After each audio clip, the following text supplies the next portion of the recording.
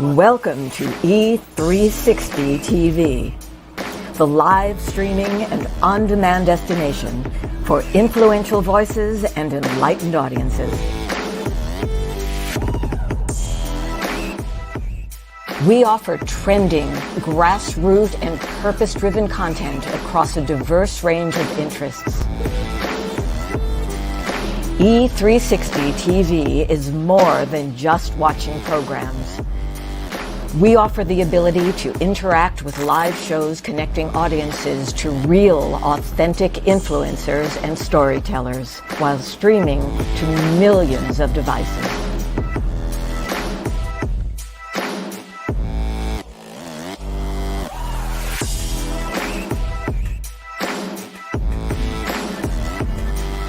Real experiences. Raw conversation. One destination for it all. E360 TV. Hello, hello, hello. I have a question. Hello?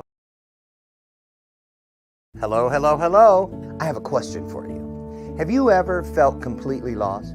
You know, seeking purposeful direction that could and should propel your mission within your divine journey to that next level, but still it hasn't happened. Well, my name is Lauren Michaels Harris, and I'm the founder of P3, the Journey Series. People come to me because they're wounded. Many are scared, and even there are those who are bruised simply because they feel that they are increasingly, for whatever reason, losing their ability to dream. Now, this P3 program is not for a person who's just looking to start a business, no, but rather for those of you out there who have been on your journey and you've been navigating within your divine purpose, but you still desire to elevate to that level that you have not reached yet. If this is appealing, if this describes you, then I want to have a chat with you.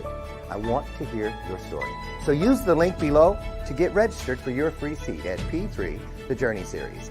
And let's get started, one story at a time. I'll see you inside. Click the link.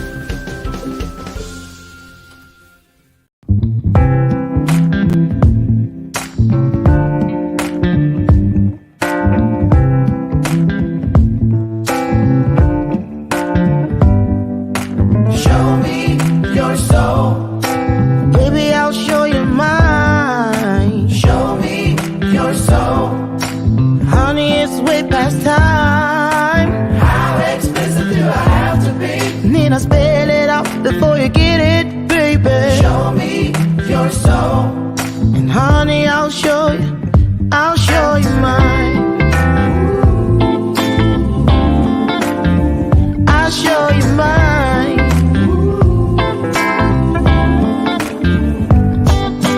Boy, I'm standing right here holding up a sign, shamelessly displaying my state of mind. But you walk right past me, pretending like you don't see what's yours for the take.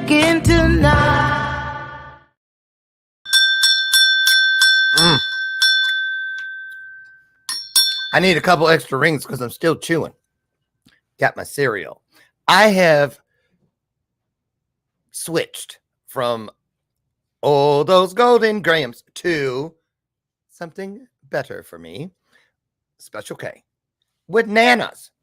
And it is delicious. Only thing, you must eat it within the first 3 minutes after you pour the milk, or it is going to be like oatmeal. Just a word to the wise. So, welcome to today's installment of Bathrobe Moments. Two things different today. No robe and no hat. That's because I was up at 3 a.m. this morning. I've been up ever since. I had a 6 a.m. Zoom meeting this morning with the folks from Fiverr. You know Fiverr, where you get all kinds of things done. Yeah, they reached out and wanted to know how they could do better. I thought that was great. So it was worth getting up extra early. And they were in Israel. So it was 2 o'clock in the afternoon for them and 6 a.m. for myself. Such interesting people. There were two of them. And I told them I would mention them in the monologue today. So anyway, here we are. Look at my new water glass, if I can get it. Look, it's monogrammed. I know. My hubby gave me this for our 8th year meeting anniversary, which was July 25th. Have you ever been with anyone who has to mark like every date? Remember the day it was April 5th. We went to dinner for the first time. It was March 13th, the first time we walked in the park. That's my husband. And he has to mark every occasion. I can't keep him straight. But anyway, he got an L for Brian, and he got a B for Brian. Uh-oh. Was that a senior moment? And I got an L for Lauren. Welcome to today's show. So no hat, no bathrobe, new glass, new cereal. Oh, and welcome to the show, my sidekick. This is my version of Ed McMahon. This is Lucy McGillicuddy Ricardo. Been here all 6, almost 7 years. A couple months, it'll be 7 years. Can you believe it? So anyway, we're so happy to be here with you. Great show for you today. One like none ever before. I'll tell you why in just a second. But first, I wanted to talk to you guys a little promo real quick. Here it is. The 2023 Accelerator Business Summit. Where? At the Tinley Park Convention Center in downtown Chicago, August 31st and September 1st. I am so excited, and I just can't hide it. I am an MC for the very first time. So I'm going to take a play from Billy Crystal's book. Also, Whoopi Goldberg. When they emceed the Oscars, they had like multiple wardrobe changes. I know, right? Any excuse to shop. So anyway, that's coming up, and we would love to see you there. Our keynote speaker for both days is Sanjeev Chopra, Deepak Chopra's brother. He is a Harvard Medical School professor. Excuse me. I need one of these. Wait a minute. My asthma. I'm going to keep it real. We have had, what do you call them? Those warnings for our air quality. Who would ever figure? Chicago? How do we get bad air? I'll be moving to Arizona before it's finished.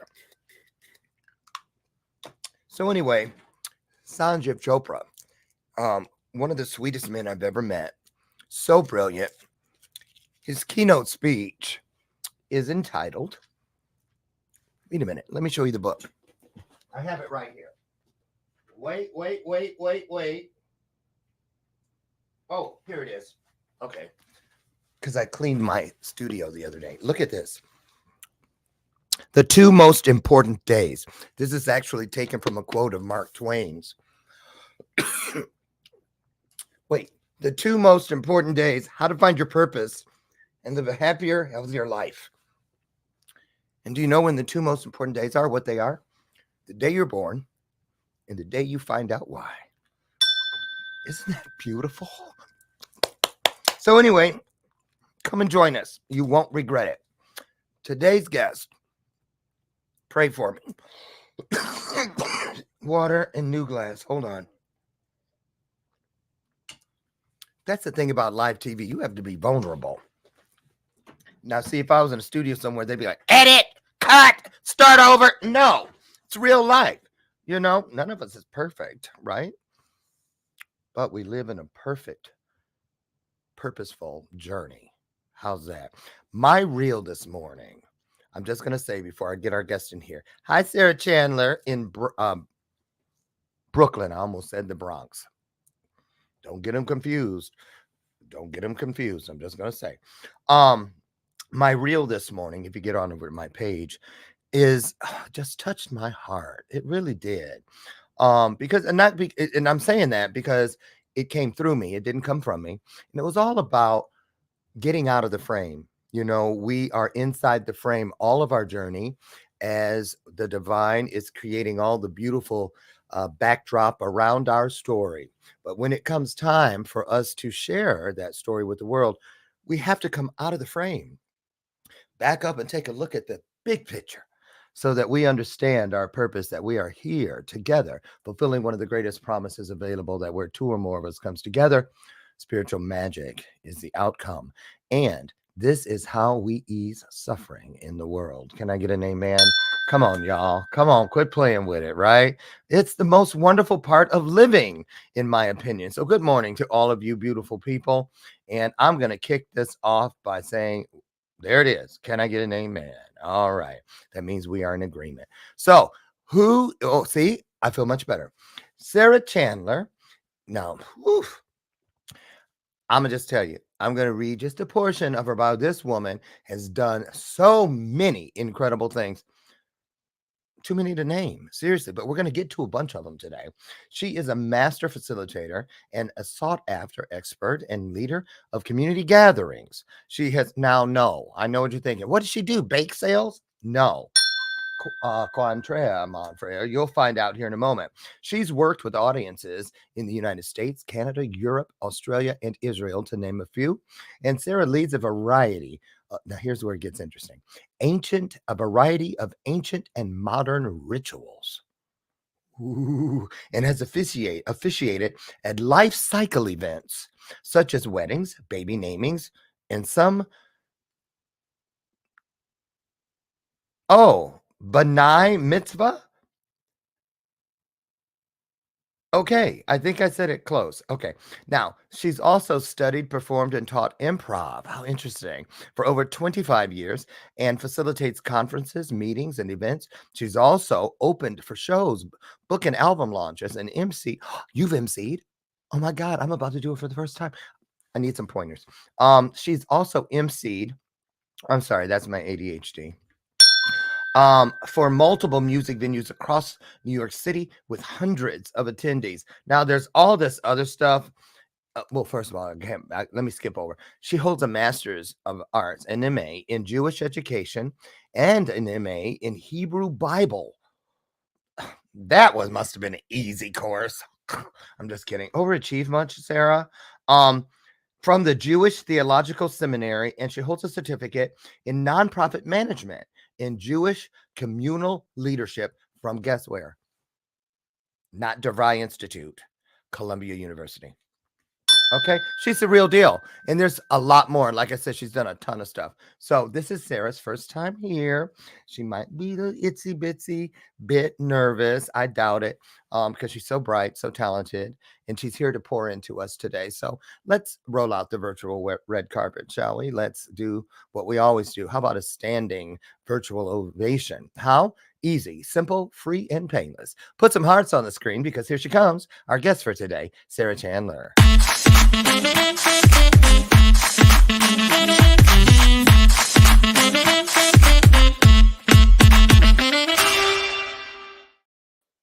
You think I was gonna pass out before you got here from coughing? I did. I'm so glad you're here. What a beautiful day in Brooklyn we see through the window. Actually, I'm in Connecticut today, but I'll be heading back to Brooklyn tonight. Connecticut's beautiful. They tell me. I've never been there. It's really gorgeous. This is like the Berkshires. What are you doing in Connecticut? I am at a retreat center and I was teaching at this retreat here. You were? Yeah. What were you teaching? I was facilitating a program that gives people living in community together skills and experience discussing difficult topics and still caring about each other and loving each other even before, Uh-oh. during, and after. Wait a minute. That kind of sounds like, wait a minute. I'm framing it like conflict resolution almost. It's actually, in some ways, it's the opposite of conflict Ooh, resolution. tell us. The idea is that there are certain topics that we just avoid talking about because we aren't totally clear in our own minds what we think about them. And then we're afraid if we start talking about it, people are going to jump on us and disagree with us. And we don't know enough to defend ourselves, or then we're going to be in a fight with that person. So what are ways to actually hold the opposites? Like, I feel this way, you feel this way, but we can still be friends and not just Agree to avoid. disagree. Yeah, agreed. Exactly. So we know two of those: religion, politics, that sort of thing. Yeah, it's a specific program that actually is for diverse Jewish communities, pluralistic Jewish communities, to be able to have conversations about Israel Palestine. So wait a minute. When you say diverse or pluralistic, does that mean like a traditional and a modern version, or people that they belong to it, but they see it from different lenses? So Explain that to us, because we don't get to hear yeah. this much. So this particular community is a group of young adults ages 18 to 30, and they live together on a farm in the mountains up here in the Berkshires. And they all either have Jewish backgrounds or on a path to becoming Jewishly observant, or they're just generally interested in Judaism. And some of them grew up with very strong Jewish education, very strong, significant Jewish observant level, people of different genders, people of different races, people of different ethnicities, all coming and living together and working together. Wow. All within Judaism. Mm-hmm, mm-hmm. See, most of us would not think that. We would Yeah, think that if you're not born Jewish, you don't belong there. exactly. Yeah. Wow. Yeah. So how many people are there right now? Well, so I'm at this place called the Isabella Friedman Jewish Retreat Center. And what's amazing about this space is they sometimes have multiple programs happening at the same time. So there's a program that's a 3-month program, which is the Adamah Jewish Farming Fellowship. And then there's also some other people here on other retreats that I wasn't teaching, but I got to go to some of their events. Oh, wow. Wow. So can we talk a little bit about this community that you Yeah. were, how many people does it take to form a proper community? So, and it has to be said, let me get the elephant out of the room. So, someone going, that ain't nothing but a cult. Well, because every time they hear about people or commune, Yeah. people living together, they think there's always something freaky going on. Yeah. I mean, I think, Brainwashing, or yeah. talk about So- how it's not like that, and why is that important in today's time that people are doing this? Why are they doing it? So this retreat center actually was founded over 100 years ago to be a relatively low-cost vacation spot for women garment workers in New York City. It's a Jewish nonprofit. And the idea was not only would they take these women up here for a week or two in the summer to get a break from the heat and the work, but they would also pay their wages because they couldn't afford to take it. Not only could they not afford a vacation, they couldn't afford to take a week off to go on vacation. And so originally it was just a camp for these women. And so it was a nonprofit and it has a social justice mission. And since then, it's grown to have retreats year round. You can rent out the site for a wedding. And around 2003, 2004, a few folks got together and they said, we really want to start a Jewish farm and we want to train young adults to learn about agriculture and the Jewish value of caring for the earth. And it's not enough, though, to just bring people to this beautiful place and go for a hike. Yeah. We actually have to grow our own food because so much of what means is environmental and what's good for the earth is how we source our food, how we source animal products. And so they built this farm and they created this program. Again, it's a nonprofit. The participants, depending on their background, they either pay to come or actually they can get paid to come. again, it's a nonprofit. So you apply, and based on your financial means, you either pay or get paid to come. Like a scholarship thing. Exactly. Hmm. And people come for 3 months in the spring, summer, or fall, and they work all day and get to do classes and build community together. And one thing that's really significant about it is the space is kosher, and they don't work on the Sabbath, on the Jewish Sabbath. Mhm. So it's really accessible for people from all kinds of observance levels. But also, if you have like a limited relationship to Judaism, you can just come and they'll teach you Explore. prayers and Wow. So can I ask, or is there some kind of, facilitator client privilege? But I'm curious, who chooses the topics that are difficult for the two sides or the different sides to converse about? Do they bring these topics, or are they just like thrown out into the middle of the group? yeah. So the workshop that I was facilitating on Monday, I've been facilitating for almost 10 years, the same workshop. And it's specifically designed. It's called Resetting the Table. It's amazing organization. You can look it up. Okay. It's specifically designed for Jewish communities, where not just anyone who feels like coming, but a group of people that are gonna, sharing community, living together, working together. Maybe it's a board of a nonprofit or a synagogue. It's specifically designed to help them reflect for themselves, and also deep listening to each other Mm. around their views about Israel Palestine. And that could be political, but it could also be spiritual. It could also be, desire for their family to be safe, but it could also be desire for the political situation to be different. And the way we do the workshop is we ask about 10 key questions, and they stand along a spectrum of opinion. This is one of my favorite facilitation techniques. And so, for example, one of the most common question is, as a Jew, and all American Jews should support the state of Israel no matter what. We just try to say some big statement, and people stand along the line, agree, disagree, and then they get to say why they're standing where they're standing. So I present about 10 different questions. They pick a spot along the spectrum, and then at the end we're like, okay, which of these questions was like really, really spicy? Which one do we want to go even deeper? And then we pick one, the group kind of picks one, and then they take turns being in the hot seat, and we like get them to speak more about. And open up, and how interesting. I love that concept. So does it sometimes get a little bit heated? Good question. So like I said, I've been doing this workshop for about 10 years. Mhm. And what's interesting about it is that when it gets heated, because it's so structured, that we can still hold it.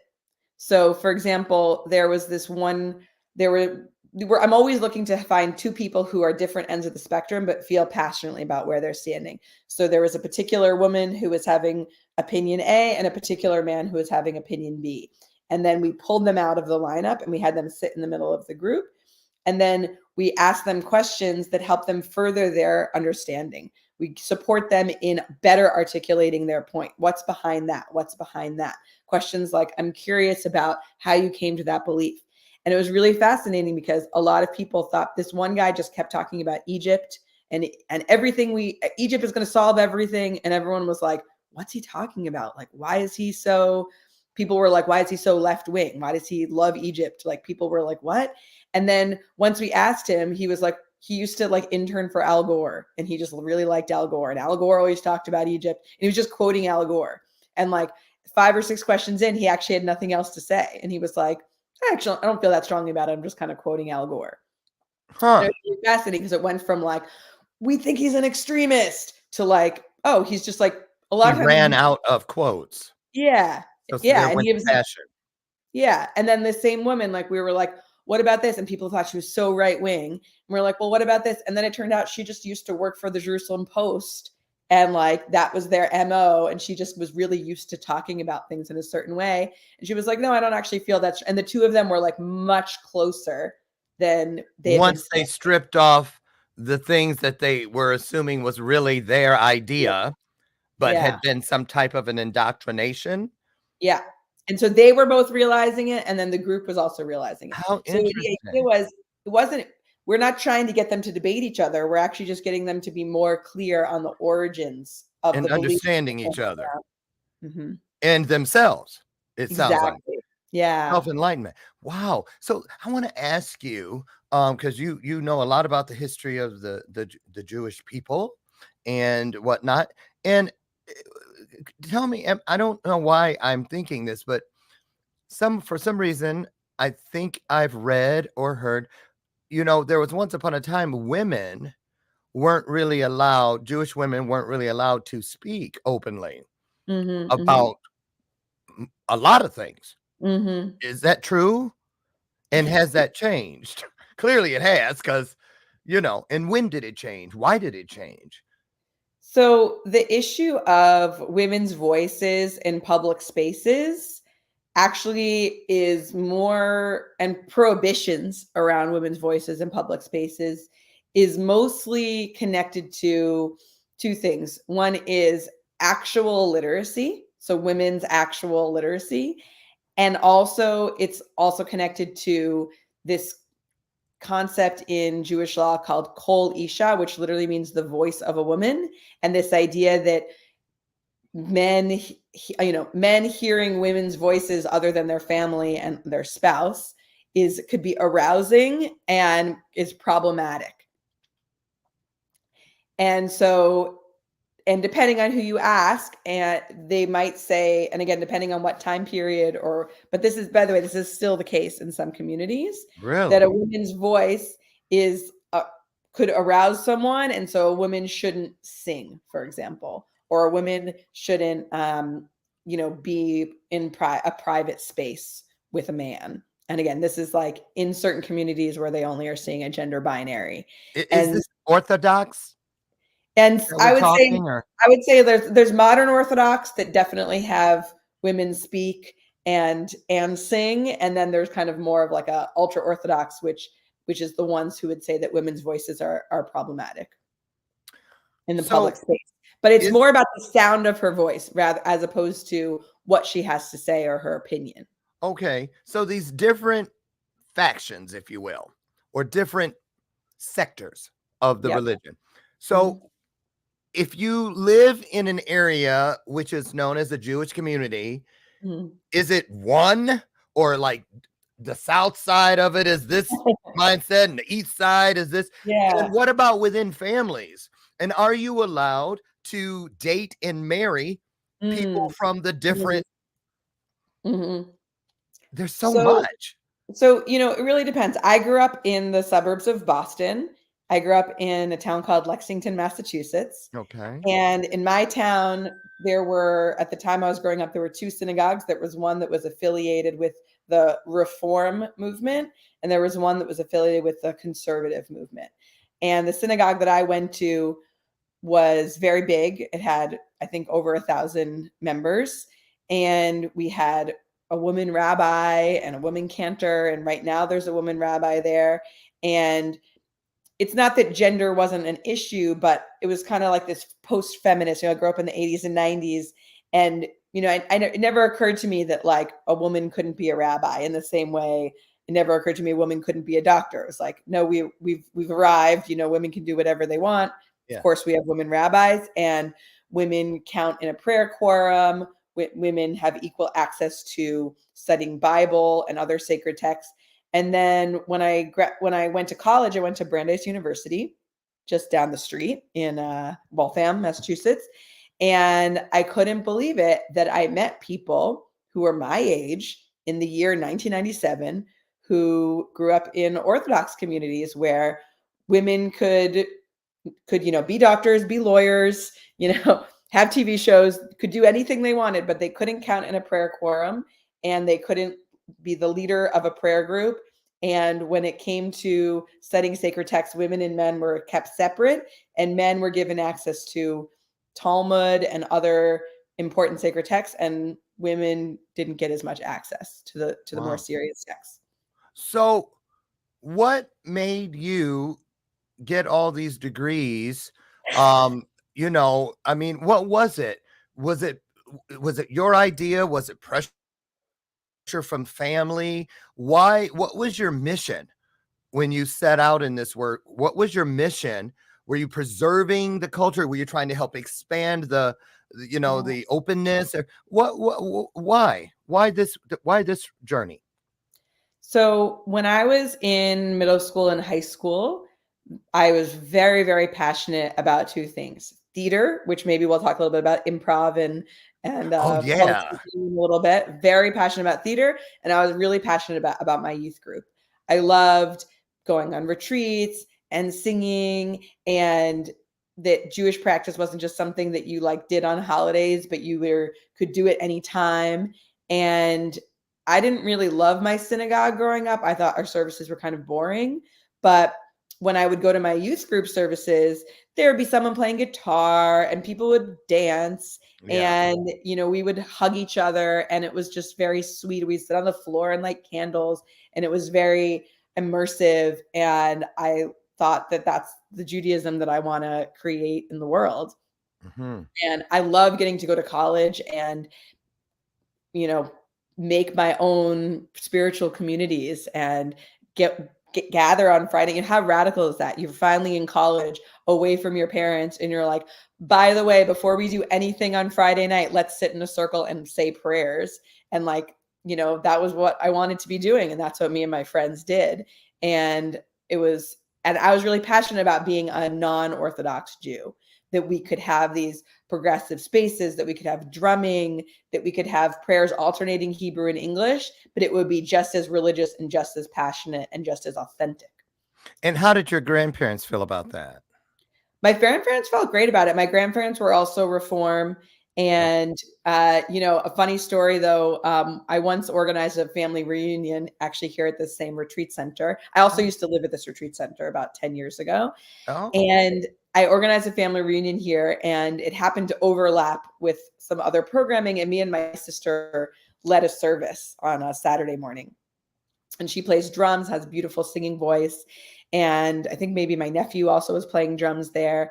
And we love leading services together because also we like to dance and we like to choose modern tunes for the prayers, but we're still doing the Hebrew songs that are like the original Hebrew prayers that are in the same prayer book that you would find anywhere in the world. Okay. And my grandmother came to the service and she loved it, and you can see her smiling.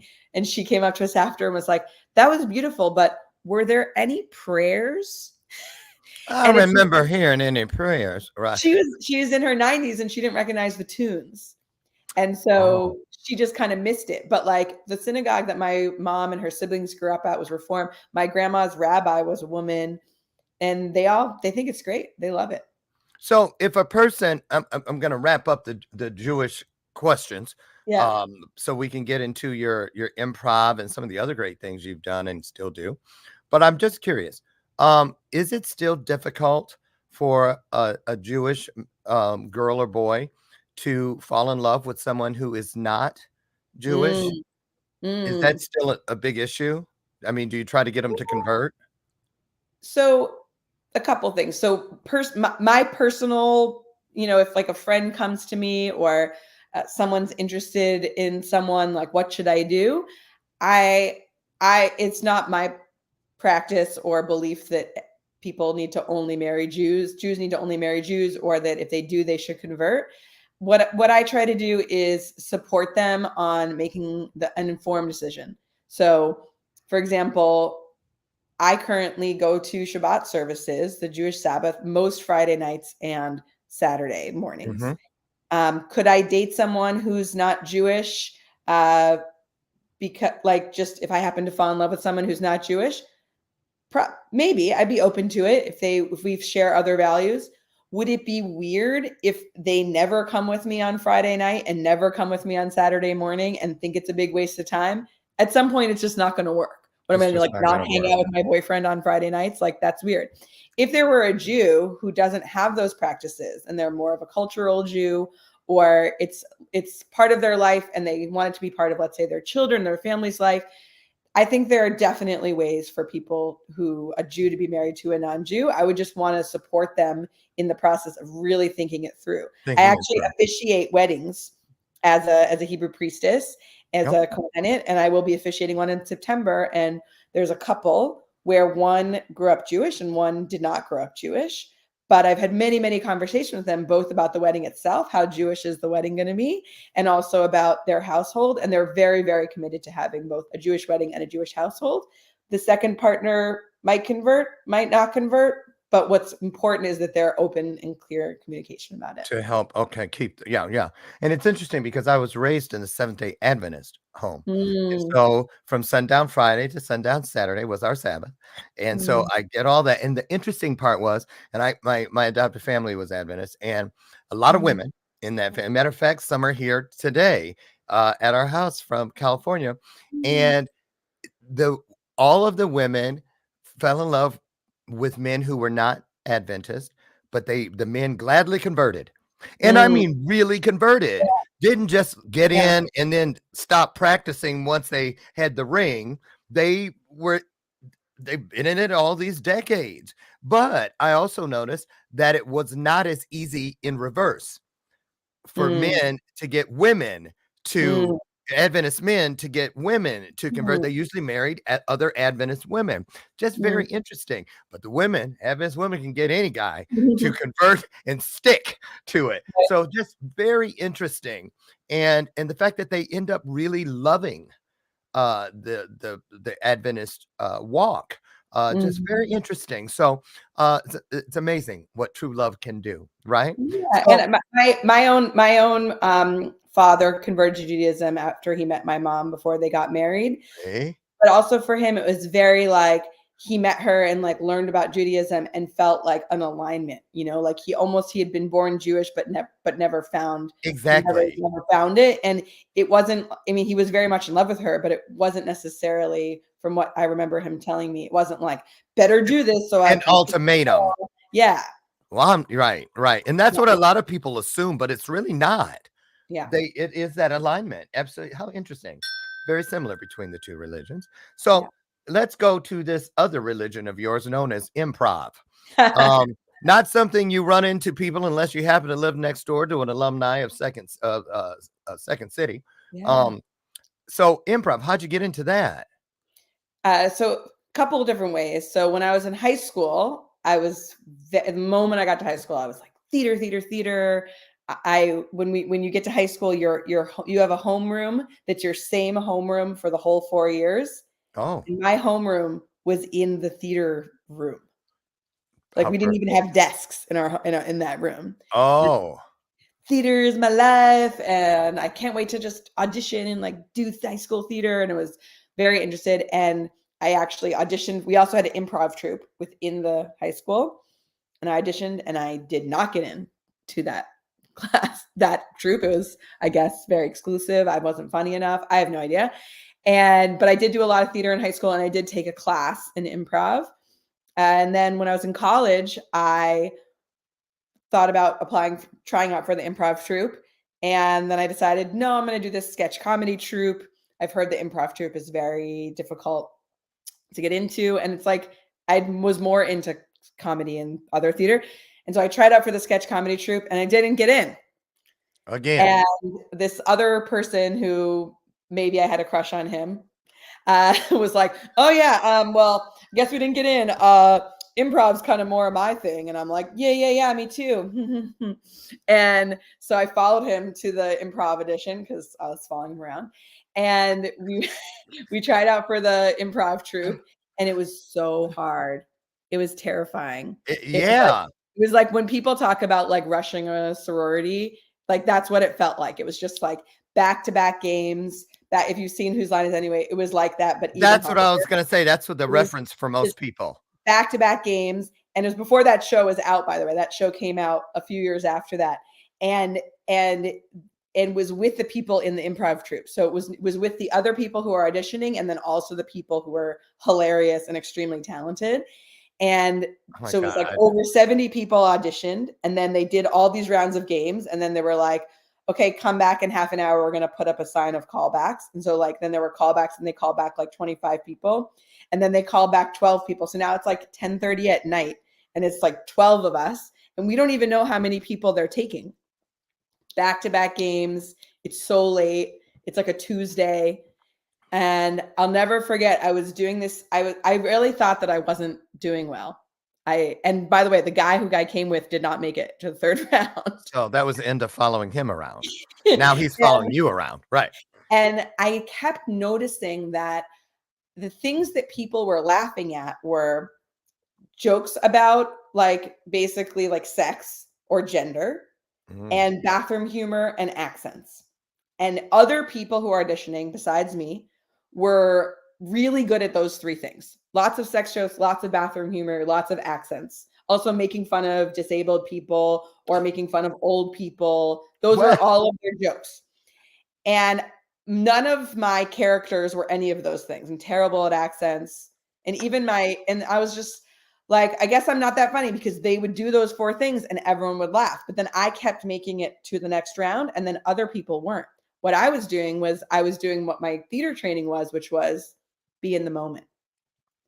And in my last scene in the audition, I was on a date and I was eating popcorn and it was an awkward date. And the date asked me something. And then and my character, not actually, because it was minding, I choked on a piece of popcorn. And that was how I like got out of answering the question on the awkward date. And I just remember thinking like, oh my gosh, like this isn't funny. But that feels realistic. And like, I don't know what to do.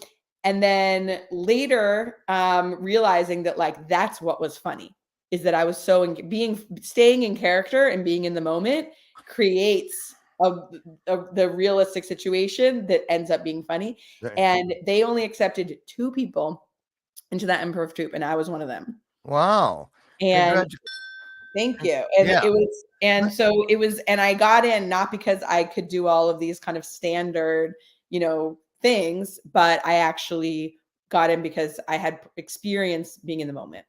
So tell me this, because I would find it. I mean, I do live television and I do stage stuff as far as speaking all over the place, emceeing and all that. But extemporaneous, just come. I mean, and it's because when people hear me say this, they know me. They go, Lauren, you're so good. You're quick-witted. You're on your feet. You just comes off the top of your head. But that's because I don't see it coming. At an improv thing, you know it's coming. And but you have to act like you don't know it's coming. I couldn't do it. The wires would get all crossed up. So what would you say, in your opinion, Sarah Chandler? You have one of those names where it's very hard to not say both names. Do you hear a lot of people say Sarah Chandler? So many. I know. I had a brother-in-law named Joe Barnes, and no one just said Joe. They always said Joe Barnes. Have you seen Joe Barnes? He'd be sitting right there. Hey, Joe Barnes. Sarah Chandler. So anyway, I can't help but say both of your names. How interesting.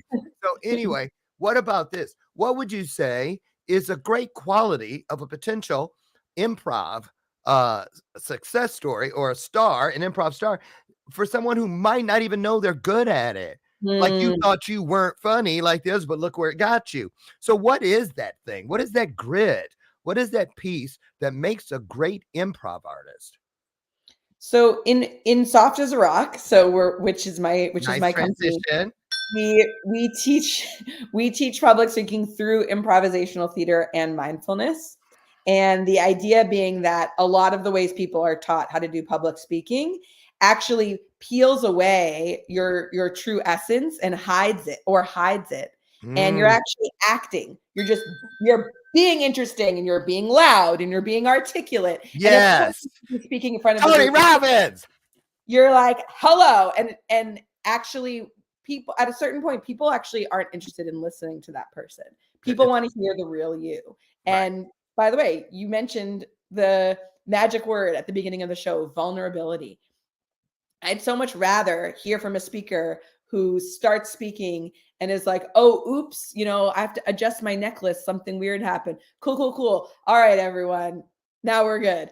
Then someone who's like, hello, I am a robot. I have memorized every word and like 100%. And so partially you are going to be good at it because you love yourself.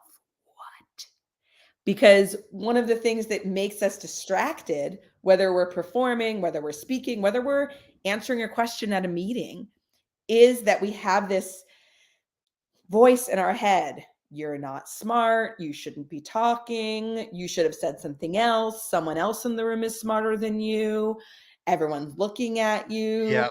Why did I wear this shirt today? Like whatever it is, you have this other voice in your head, and A, you're not really there, and B, you're second guessing yourself and literally making up an entire story that is probably not even true. Not even Someone's true. literally asking you to talk. Yes.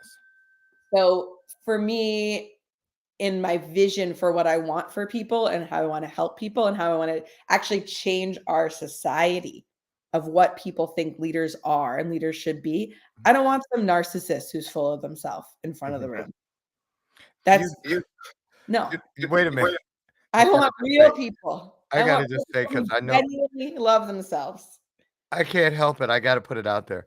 I'm sitting here and I'm like, oh my God, I wish I was around some of those dinner tables with Sarah Chandler. Because I'm sitting here and I'm like, I can just see you now, especially I feel I know you already just in this short time we've been together, but I can just see you.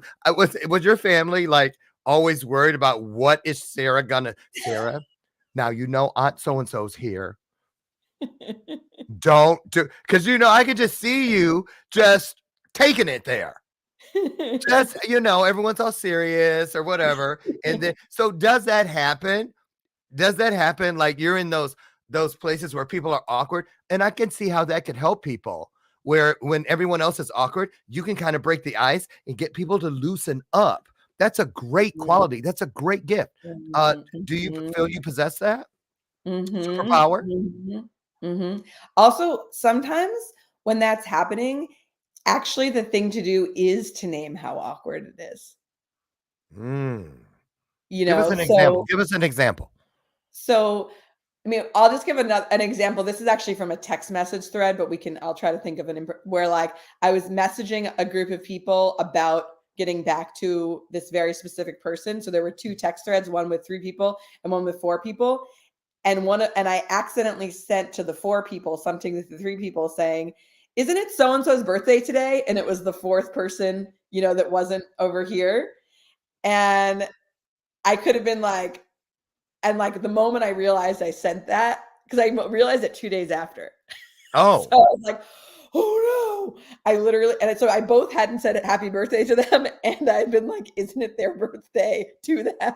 To the person who's like, she doesn't even know. Right. So I wrote back and I was like, oops, this is awkward. Happy birthday from 2 days ago. And they were like, thanks. So it's like, I knew what you meant. It's like, it's just like naming it, like, like what happened? Like, I have a friend who like left her sweatshirt at my house and I tried to give it back to her. And then I just decided to start wearing it because it was really soft. And then like I ended up at a party and I was like, notice anything cool about my outfit? Right? Because I was terrified that she was going to be like, that looks a lot like a sweatshirt I used to have. And did you know she was going to be there? No, and I was really freaked out when I first saw her, but she literally was like, oh my gosh, it looks great on you. You should keep it. Oh, so she knew it was hers. Yeah. Oh, that's funny. Hey, tell us about Soft as a Rock. The irony of it all. Yeah. What is it? Why is it? And who's it for? So I've been, as I was mentioning to you, I've been thinking a lot about how too much of who we give power to in our society, we focus so much on expert power. We focus so much still on straight white men. And, it's like this thing when someone's like, the doctor, and then you're like, you think you're enlightened, but then your brain still pictures like a tall white man, et cetera. Yes. And who do we give power to? And who do we actually want to hear from? And I'm a huge follower of Brene Brown and this idea that vulnerability is our superpower, but it's not taught well. She speaks about it extremely well, but there's not enough opportunities to do like a workshop on what do you mean vulnerability is my superpower? And I realized that there at a certain point in my life that I was maybe naturally good at public speaking because of my theater background.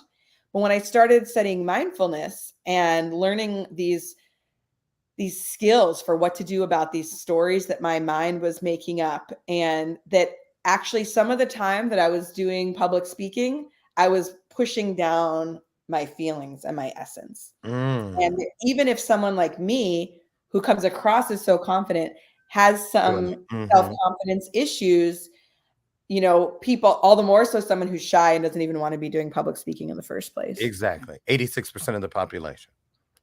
Is that true? Yeah. 86% of the population is afraid of public speaking? Is afraid of public speaking. All right. So we founded SARAH last September. And the idea is that, also, by the way, I've studied public speaking in New York City. I've taken courses and I've had private coaching, and I've also studied improv. But I found that a lot of the programs were, you know, one night for 3 hours. And because of my mindfulness training, I've also learned a lot about habits and how do you change habits. And you can't just do a 3-hour workshop and then be like, and then I'll try. Voila, I'm cured. So what'd you say? How? Voila, 3 hours. I'm cured. Voila, exactly. It doesn't really work like that. Just sprinkling confidence glitter on your head and now you're done. Right. So, so the idea is it's a 5-week group coaching program. So it's very affordable. So $299, which is normally a 3-hour workshop would be $299, but you're getting for 5 weeks. 5 weeks for $299. Exactly. Unheard of. Unheard of. And so you come with a group. So it's the same people every week. So like, you know, like every Wednesday night for 3 weeks, for example. And you, in each session, you learn new skills, you practice them, but you also do things like journaling. You also do things like self-compassion practices and bring it all together. And then you try it out during the week. And then when you come back the next week, you can say how it went.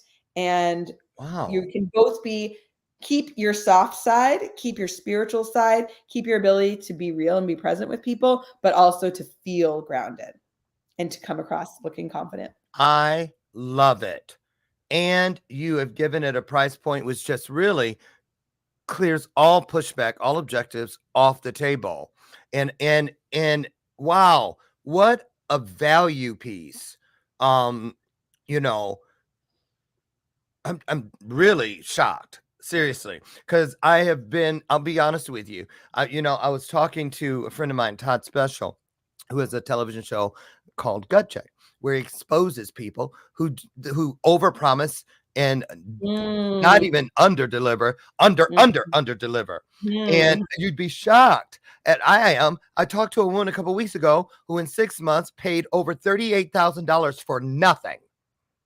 And she was heartbroken. She was ready to stop searching and seeking for her way to find her highest self. She was ready to just throw in the towel, and it really pissed me off. It angered me. It broke my heart. It shattered my spirit, on and on and on. And then here you come, soft as a rock. And tell people which one of these or both, where should they head? I'm assuming softasarock.com to get into. And how often do these cycles with the group start? Do they just keep coming in, filtering in, or is it? Yeah, we'll have our next one starting towards the end of August. It'll be announced soon. So the best thing is to just go to Soft as a Rock, join our email list, and we'll let you know when the next one is starting. If you're more interested in some of the Jewish stuff I was talking about, you can go to shamircollective.org, and you can also check out some of those things. We have events in person in New York, and also lots of things. I have a class starting on Zoom on August 23rd as well. Wow. What an interesting woman you are.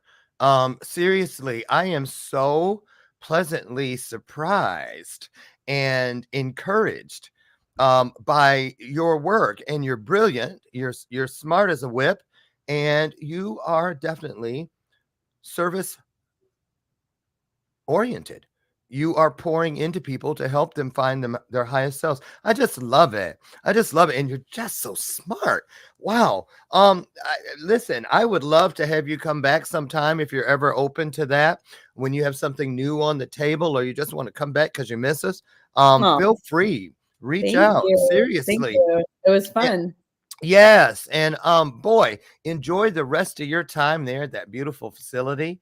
And man, so happy we met. Me too. I really am.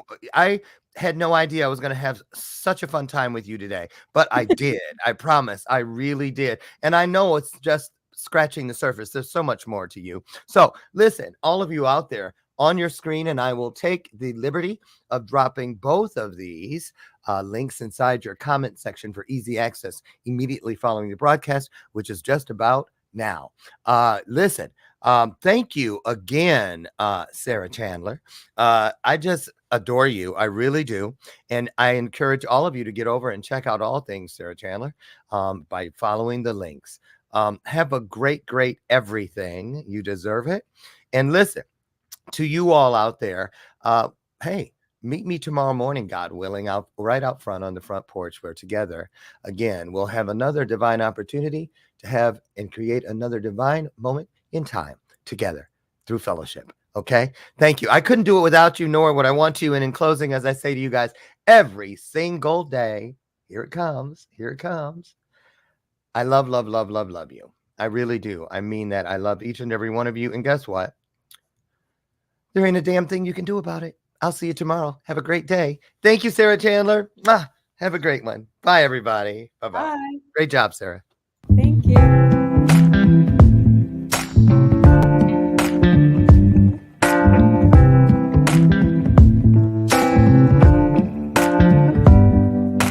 Show me your soul. Baby, I'll show you mine. Show me your soul. Honey, it's way past time. How explicit do I have to be? Need I spell it out before you get it, baby? Show me your soul. And honey, I'll show you mine. I'll show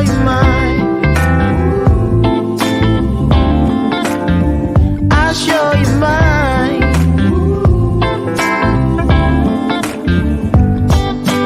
Boy, I'm standing right here holding up a sign,